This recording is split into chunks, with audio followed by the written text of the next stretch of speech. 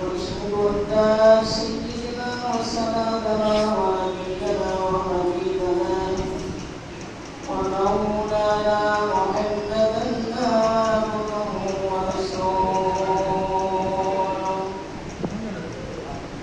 الذي أرسله بالحق بشيرا ونذيرا وداعيا إلى الله بإذنه وسراجا منيرا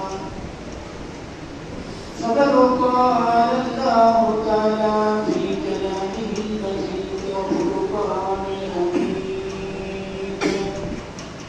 আমার সঙ্গে সবাই বলে না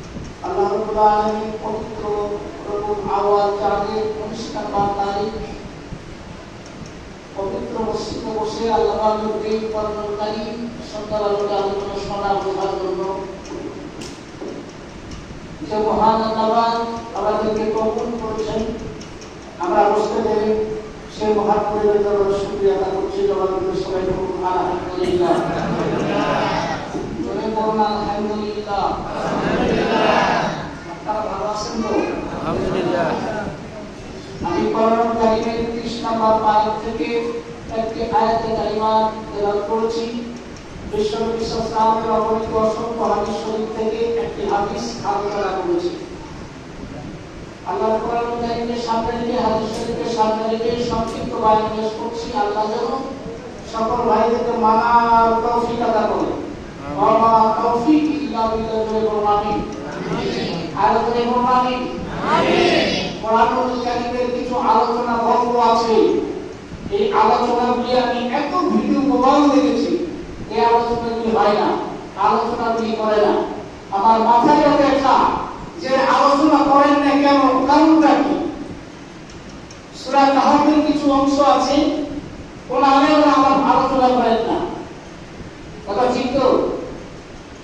আমি বললেই বলে দিতে পারবো, যেখানে মুসা আলাইহিস সালামকে আল্লাহ পাক খিজির আলাইহিস সালামের কাছে বিশেষ জ্ঞান শিক্ষার জন্য পাঠিয়ে দিয়েছিলেন। জোরে বলুন আমিন। এই আলোচনা আমি ভিডিও মোবাইল নাই ক্যাসেট শুনেছি, অনেক আলেমের দরবারে গেছি, কিন্তু আলোচনা করেন না। আমার মাথায় প্রশ্ন করে এই আলোচনা করেন না, কারণটা কি? আপনি বুঝতে পারেন কি?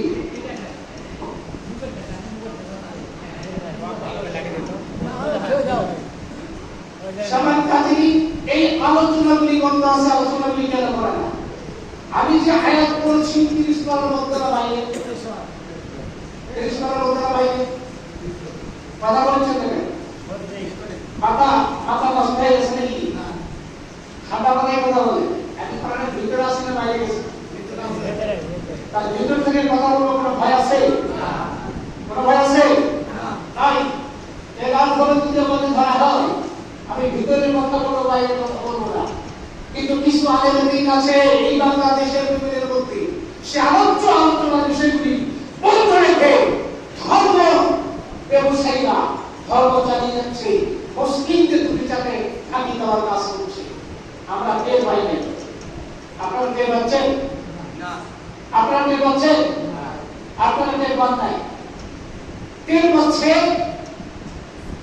আমাদের সুন্নাত ওয়াল জামাতের যত ওলামা হন, এরা টের পাচ্ছে এই দুষ্ট মানুষগুলিকে নষ্ট করার পারপাসে এই দুষ্ট আলেমদের ভূমিকা সবচাইতে বেশি।